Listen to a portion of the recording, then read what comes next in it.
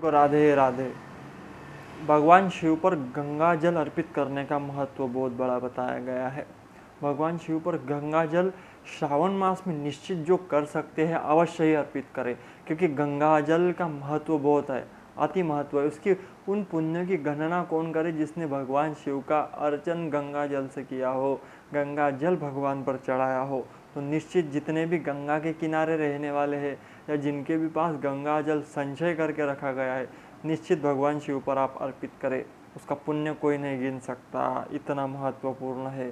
तो आप ये कार्य अवश्य करें, क्योंकि भगवान शिव पर गंगा जल चढ़ाने से मुक्ति प्राप्त होती है, निश्चित मुक्ति प्राप्त होंगी, आलस्य समाप्त हो जाएगा।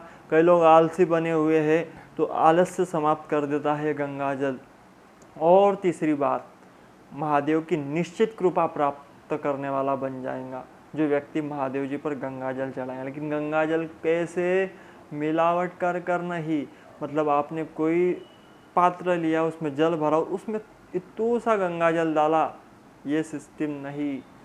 ऐसा करने से, मिलावट करने से गंगा जल नहीं रहता, उसका पुण्य प्राप्त नहीं होता। तुम भले एक बूंद चढ़ाओ, लेकिन सिर्फ गंगा जल चढ़ाना, तो निश्चित पुण्य मिलेगा, और उस पुण्य की गणना कोई नहीं कर पाएगा।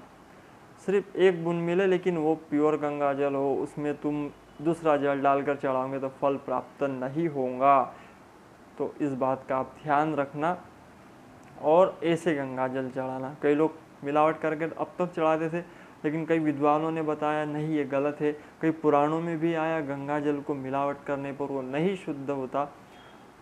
एक बूंद चढ़ाओ, लेकिन गंगा जल ही चढ़ाओ।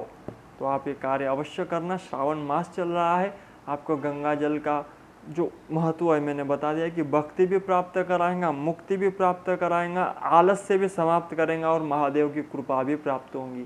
चार चीज़ें गंगा जल चढ़ाने मात्र से मिल जाएंगी। तो इसमें सांसारिक भोगों की तो बात ही नहीं, आपको तो मोक्ष तक, मुक्ति तक मिल जाएंगी। तो आप अवश्य करें। सभी को राधे राधे।